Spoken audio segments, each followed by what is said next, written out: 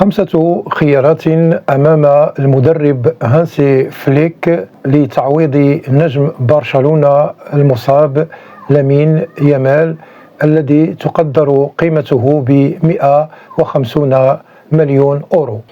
تلقى نادي برشلونة ضربة موجعة بعد تأكيد غياب نجمه المهاجم لامين يامال لفترة تتراوح بين 3 إلى 4 أسابيع بسبب إصابة في الكاحل. تعرض اللاعب البالغ من العمر 17 عاما للإصابة خلال خسارة الفريق الكتالوني أمام ليغانيس مساء الأحد بهدف دون رد.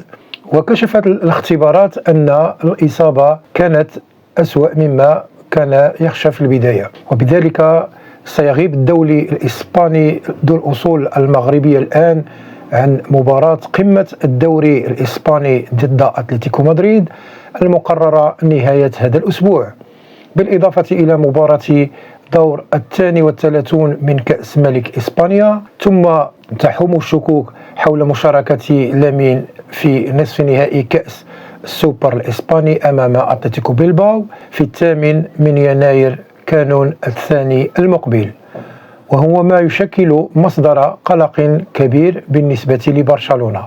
ومع ذلك فإن المدرب الفني للفريق الكتالوني هانسي فليك لديه الكثير من الخيارات للاختيار، من بينها لاستبدال جناحه الأسطوري في المباراتين أو الثلاث المقبلة. أول الاختيار فيران توريس، الخيار الأكثر وضوحا بالنسبة لفليك، على الرغم من أنه يستخدم فيران توريس كمهاجم أو على الجانب الأيسر، إلا أن المركز الطبيعي للاعب الإسباني هو هناك خيار آخر، اللاعب رافينيا. الخيار الآخر أمام فليك نقل رافينيا الذي تأقلم بشكل جيد للغاية مع دوره الجديد على الجهة اليسرى هذا الموسم إلى بيئته الطبيعية على الجهة اليمنى، وهذا ما فعله فليك عندما غاب لامين في وقت سابق من هذا الموسم بسبب إصابة في الكاحل. ويمكن للألماني أن يفكر في تكرار هذا التكتيك مع استخدام شخص على اليسار، لكن هناك مسألة استمتاع البرازيلي بأفضل موسم على الإطلاق وهو يلعب على الجانب الأيسر. هناك أيضا باو فيكتور، كان باو فيكتور أحد نجوم برشلونة المميزين خلال فترة ما قبل الموسم في الصيف، لكنه وجد صعوبة في الحصول على دقائق كافية للمشاركة منذ بداية الموسم، لكن اللاعب البالغ من العمر 23 عاما قدم أداء متميزا في أغلب الأحيان. أتيحت له الفرصة من قبل فليك، استخدمه في العديد من المواقع في الثلث الهجومي بما في ذلك على الجهة اليمنى. هناك أيضا داني أولمو قادر على اللعب على الجانب الأيمن.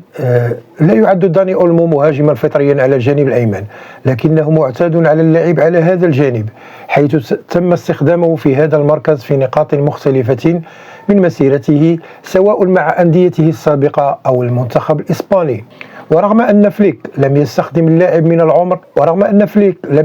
اللاعب البالغ من العمر 26 عاما على الجانب الأيمن حتى الآن، إلا أنه استخدمه في بعض الأحيان على الجانب الأيسر، لكن على غرار رافينيا فقد تأقلم أولمو جيدا في دوره كرقم 10، وقد لا يكون تحريكه في أماكن مختلفة أمرا مثاليا. داني رودريغيز الاختيار الآخر، من المرجح أن يكون داني رودريغيز جوهرة لاماسيا القادمة التي ستنتقل إلى الفريق الأول، حيث أظهر أنه جاهز للخطوة التالية، حيث سجل 3 أهداف وصنع آخر في 3 مباريات منذ عودته من إصابة طويلة.